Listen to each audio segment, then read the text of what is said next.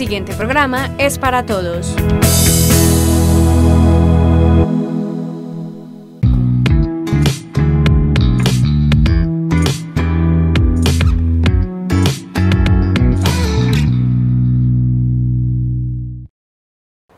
Bienvenidos a su programa El Mundo del Café, hoy desde una finca cafetera en el municipio de Andes. Agradecer al propietario de la finca, Oscar Pareja, por prestarnos estas hermosas locaciones. Y bueno, les habla Juan Felipe Jaimes, soy ingeniero agropecuario de la Universidad de Antioquia, especialista en mercadeo, especialista en evaluación de calidad de café, catador y barista internacional, y los vamos a acompañar por una serie de programas que los van a llevar por la historia, por el café y la salud, las materias primas, el mercado, todo lo que tiene que ver con el mundo del café. Y me acompaña el doctor Pedro Alonso Jaimes, que vamos a estar conversando de café para que ustedes aprendan y tengan un recorrido muy agradable por este mundo maravilloso del grano de café. Un saludo general para todos los que nos están viendo por AUPAN Televisión. Vamos a seguir hablando del café, de por sí esta zona es cafetera, y una de las pretensiones de este programa es ilustrar a todos los cafeteros que nos ven por AUPAN en el café. En el programa anterior hablamos sobre la historia, vamos a continuar hablando porque el café a través del tiempo en el mundo tiene mucho de qué hablar. Así que, Juan Felipe, sigamos. Bueno, haciendo un recuento de lo que hablamos en el programa anterior, veníamos que hace 1500 años las tribus nómadas en Etiopía utilizaban el café mezclado con manteca, luego pasó a Yemen, los árabes empiezan a tomar café, empieza ya todas las historias y todo el movimiento de consumo alrededor del café en la península árabe, y contábamos algunas historias que tenían que ver con Mahoma, otras historias que tenían que ver con los contratos matrimoniales en Egipto, que obligaban al esposo a llevar café todos los días a su hogar. Y también nos tomamos un café al mejor estilo árabe, con una ibrik preparado con café molido, con azúcar y cardamomo. Entonces, ya para seguir con la historia, pues qué tal si empezamos de la mejor forma preparando un café, ya con una cafetera que siguió en la historia. Entonces la primera que se inventó fue la ibrik, la que vimos en el programa anterior, y ahora vamos a seguir con una cafetera que se denomina cafetera italiana o moka. ¿Usted sabe por qué esta cafetera fue denominada como cafetera italiana o moka? No sé. Entonces, italiana pues porque se la inventaron los italianos más o menos en 1900, y la denominación de moka es porque el principal puerto de Etiopía, el principal puerto de Arabia, de Yemen, era el puerto de Moca. Entonces el café que salía de los cultivos que había en Arabia, todos salían del puerto de Moca y salían hacia Europa y llegaban al puerto de Venecia en Italia. Entonces por eso el café que se preparaba en estas cafeteras inicialmente se llamaba café o cafetera moka, ¿sí? Por esa connotación. Entonces preparar café en estas cafeteras es muy sencillo, es simplemente poner agua en el recipiente inferior, se debe medir la cantidad de agua que se va a utilizar. Ahora le ponemos el recipiente donde va el café, ponemos el café ya molido, y lo que vamos a hacer es sellar herméticamente la cafetera para que podamos hacer la preparación. Entonces acá ya lo cerramos muy bien y ponemos a hacer el café ya con la parrilla encendida, y ahora nos tomamos un café cuando esté listo. Muy bien. Entonces sigamos con la historia. ¿Qué pasó después de Egipto? Entonces resulta que el café sigue subiendo en la península árabe y llega a Turquía, llega a Constantinopla, como se conocía en ese entonces. Y resulta que ya vamos en el siglo XIV, entonces mire que vamos haciendo saltos en la historia. Venimos de 1500 años antes de Cristo, 300 después de Cristo, 800, Y ya vamos más o menos en el siglo XIV, que el café llega a Turquía. Y resulta que Turquía en el siglo XIV era el supermercado del mundo, porque llegaba la ruta de la seda de China, llegaban los productos árabes y llegaban los productos africanos y llegaban los europeos a comprar todas las mercancías que allí se encontraban. Entonces, ¿qué cree que usted qué pasó ahí cuando el café llega a Turquía? Bueno, pues ahí pues se hace conocido por todos estos mercaderes, ¿no? E incluso hay una nota sobre una nota literaria ya sobre el café, que se llama, un libro que se llama El Buchún, que fue hecha por un médico persa. De por sí todo, usted dice que ahí estaba Turquía, de por sí era todo el Asia Menor, era donde se mercadeaba, ahí estaba lo que es Estambul y toda esa área de Asia Menor, donde se reunían toda esa confluencia de diferentes orientaciones. Ahí se hace un médico persa que se llama Al-Razi. Él es el que hace la primera nota sobre el café, ¿no? Entonces hay como nota importante al respecto. Entonces ahí se empieza a escribir la historia del café, y miren la particularidad, las primeras referencias escritas del café las empiezan a hacer los médicos. Entonces miren que desde el 1400 ya los médicos empezaban a hacerse preguntas de qué causaba el café en el organismo humano.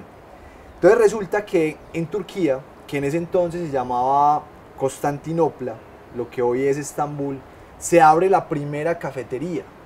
La primera cafetería se abre en 1475 y era un lugar donde las personas se iban a reunir, a jugar ajedrez, a conversar, a hablar de los temas de interés de la actualidad de ese país. Pero pasa algo muy curioso, que los políticos, los que tenían el poder en ese entonces, veían que se causaba cierta excitación en los cafés de Turquía, de Constantinopla. Entonces se empezaron a inquietar, porque la gente se empezó a preguntar muchas cosas.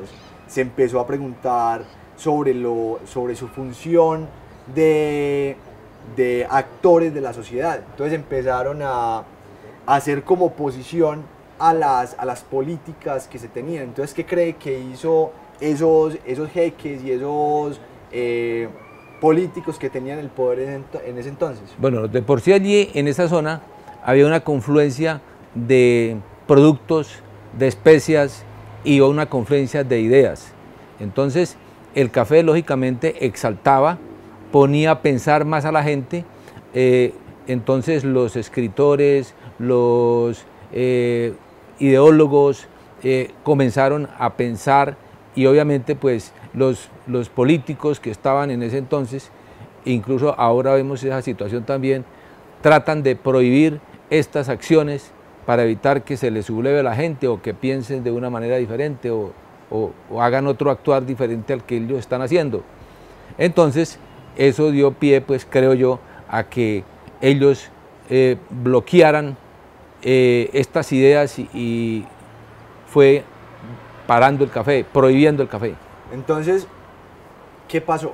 Que como la gente cuando tomaba café tenía una estimulación y empezaban a pensar más y empezaban a generar unas conversaciones muy interesantes, entonces a los políticos les empezó a inquietar todo esto, y el 20 de junio de 1511 en el Cairo prohibieron el café, cerraron todas las tiendas de café que había. Y en la Meca, en 1525, también las prohibieron. Pero adivine qué hizo la gente cuando le cerraron los sitios de café. Bueno, pues yo creo que se levantaron, se revolucionaron, o qué, o comenzaron a tomarlo escondidas. No, eso armaron el problema, eso se volvió un problema público, las protestas por todos lados, y los políticos entendieron que era mejor que las personas empezaran a pensar y que tomaran café y que se reunieran en sus sitios a tomar café, que manejar ya toda esa problemática de prohibición que se intentó hacer. Entonces, desde ese entonces ya se empezó a dar vía libre a que las personas se reunieran a conversar y a tratar temas de interés alrededor de una taza de café. En esa época también, según lo que yo he leído, el café se conocía como vino árabe. ¿Qué opina usted de eso? Pues, ¿qué pasó? Que cuando los árabes empiezan a conocer el café, como ellos no podían tomar vino, pues empezaron a adoptar el café como su vino, como su estimulante que podían tomar y que no era prohibido por la religión y que no era prohibido por el Corán. Y ahí viene un tema muy interesante del nombre de café. Por ejemplo, usted sabe de dónde viene el nombre café y por qué fonéticamente en casi todos los idiomas del mundo el café se llama igual. ¿Por qué esa bebida que nos tomamos todos los días se llama café? Bueno, eso sí me lo tiene que decir usted, que es el especialista. Entonces resulta que el café tiene su nombre desde una sucesión de traducciones de los diferentes orígenes que ha tenido el café. Entonces, el café, como viene de Etiopía, su primer nombre fue etíope y lo empezaron a llamar Bun. Y Bun en etíope significa fuerza, vitalidad, energía. Luego, cuando el café pasa a Yemen, la traducción para fuerza, vitalidad, energía y vino fue Kawa, que fue el nombre yemení que le pusieron a esa bebida. Y luego, cuando el café llega a Turquía, la traducción para vino, para fuerza, para vitalidad, para excitación fue Kaveh.